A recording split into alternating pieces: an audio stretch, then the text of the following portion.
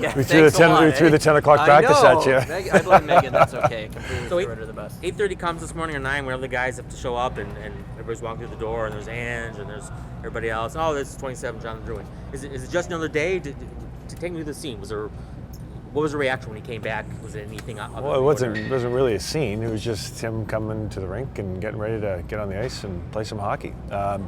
No, I think the guys knew it was happening. They've heard over the last couple of days that Joe's coming back, and he's just, they all welcomed him with open arms, and they're ready for him to be part of our team. What about you? Same. Yeah, I'm ready for him to be part of our team. Excited to get him out there on Friday night. We'll see how he does over the next few days in practice, and we'll make a decision on how much we play him and where we play him and all of it. Does he have work to do when it comes to earning back some respect from his teammates? I think the only thing he really has to do is go out there and work hard on the ice and show that he wants to be here and show that he wants to get playing again. And I think that's simply the best thing for him to do and the best thing for everybody involved. The Crunch as an organization, Tampa as an organization, and him as an individual. I would say that's what all eyes are on him for. What did you see out of him out of practice today? Well, we just wanted to make sure we got a lot of compete out of him today, meaning, some physical stuff, some body contact. We did some small area stuff with him out there where he was able to, compete for pucks down low and compete in small areas. And that's the stuff that you don't necessarily do when you're away from a team. And we wanted to make sure we got on that early with him when he came back.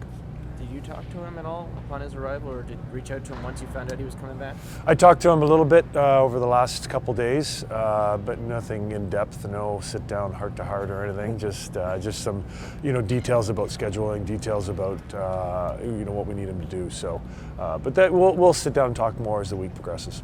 What's been your take on coaching the younger guys? I don't know, the millennial generation that you want to call it. Is it a different thing? Do you have to have a different approach to those guys?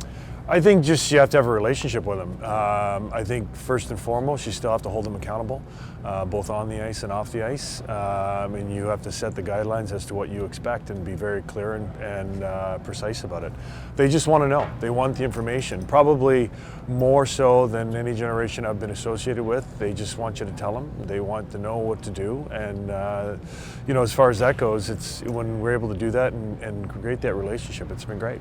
What's it been like for you and the team living through kind of like, you got your stuff going on here, everything continues on, and then this story's kind of playing out beside it and now part of it again? What's it been like? Well, that's kind of what it's been like. It's, we try and focus obviously on what we got going on here, but it's just been, what's happening over there?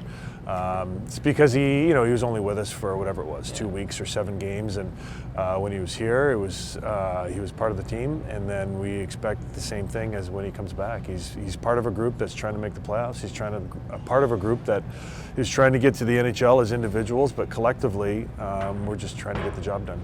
How do you evaluate his skill set when he's on? What's he like? Well, his skill set's high, obviously. I mean, I think everybody knows what his skill set is, and what he's able to do with the puck, and his speed, his one-on-one abilities, that kind of thing, his offensive abilities. I'm sure we'll see those as the week progresses and as the games progress here through the weekend. So you guys are on a little bit of a roll right now. Yep. Is there any worry that this might upset the chemistry just a little bit, or?